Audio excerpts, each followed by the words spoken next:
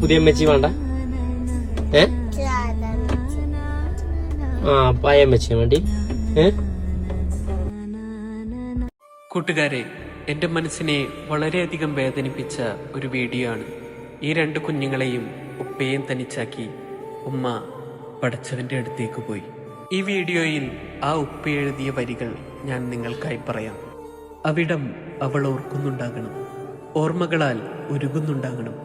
പാതി വഴിയിൽ മുറിഞ്ഞുപോയ തന്റെ ജീവിതത്തെപ്പറ്റി, നഷ്ടപ്പെട്ടു പോയ സ്വപ്നങ്ങളെക്കുറിച്ച്, ഒരുമിച്ചുള്ള ഒരുപാട് നല്ല നിമിഷങ്ങളെ ഓർത്ത്, ആയുസറ്റ് പോയപ്പോൾ തനിച്ചാക്കി പോകേണ്ടി വന്ന പറക്കമറ്റാത്ത ആ 2 പിഞ്ചു കുഞ്ഞുങ്ങളെ ഓർത്ത് ഇരുഹൃദയങ്ങൾ ചേർന്ന് കിനാവിന്റെ മണിമാളിക പണിഞ്ഞു, പരസ്പരം വാരിപ്പുണർന്നു ജീവന്റെ ജീവനായി ചേർത്ത് നിർത്തിയ തന്റെ നല്ല പാതിയെ ഓർത്ത്, അവൾക്കായി ഇന്നും നിസ്കാരപ്പായയിൽ ഉള്ളൊരുക്കി തേടുന്ന പ്രപഞ്ചത്തിലെ ഏറ്റവും വലിയ സത്യം തന്റെ ഉമ്മയെ ഓർത്ത്, ജീവിതത്തിന്റെ പൊള്ളുന്ന നോവിൽ തനിക്കായി ഒരുക്കിത്തീർത്ത ഉപ്പയെന്ന മഹാത്യാഗിയെ ഓർത്ത്, തന്റെ സുഖത്തിലും സന്തോഷത്തിലും ഉയർച്ചയിലും വളർച്ചയിലും കൂടെ നിന്ന സഹോദരങ്ങളെ ഓർത്ത്, ചില വേളകളിൽ ചെറിയ മോൾ ഇമ്മച്ചി ഉണ്ടായിരുന്നെങ്കിൽ എന്നുള്ള ആ ശൂന്യത ഉളവാക്കുന്ന വാക്കുകൾ പറയുമ്പോൾ ഉള്ളം നുറുങ്ങുന്നത് കടിച്ചമർത്താൻ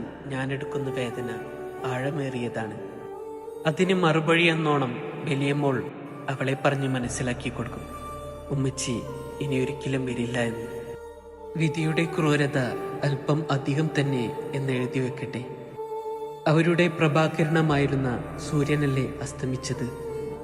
ജീവിതം തന്ന നോവുകളിൽ വേദനകളുടെ അതിപ്രഹരം വേട്ടയാടുന്ന ഈ മനസ്സ് എങ്ങനെയാണ് അവൾക്കായി എഴുതാതിരിക്കുക, അവളെ ഓർക്കാതിരിക്കുക, കണ്ണീർ പൊഴിക്കാതിരിക്കുക?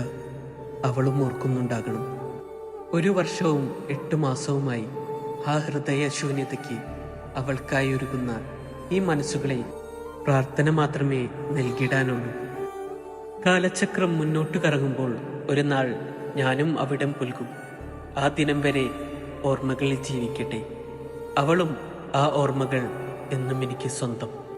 പകരമൊന്നില്ലാതെ എൻ്റെ ഈ ചിന്തകളിൽ ഞാൻ എൻ്റെ എഴുത്തിന് പരിസമാപ്തി. വെറുതെ ഇരിക്കുമ്പോൾ കുത്തിക്കുറിച്ചു പോകുന്നു. കൂട്ടുകാരെ, ഈ ഉപ്പയുടെ വരികൾ കേട്ട് കണ്ണു നിറയാത്ത ആരുമുണ്ടാവില്ല അല്ലേ? ഉപ്പയും ഉമ്മയുമെല്ലാം ഇന്നീ കുഞ്ഞുമക്കൾക്ക് ഈ ഉപ്പയാണ്. പടച്ചവനെ, ഈ വാപ്പയെയും ഈ കുഞ്ഞുമക്കളെയും കാത്തുരക്ഷിക്കണേ. എല്ലാം സഹിക്കാനും പൊറുക്കാനുമുള്ള ക്ഷമ ഇദ്ദേഹത്തിന് നൽകണേ.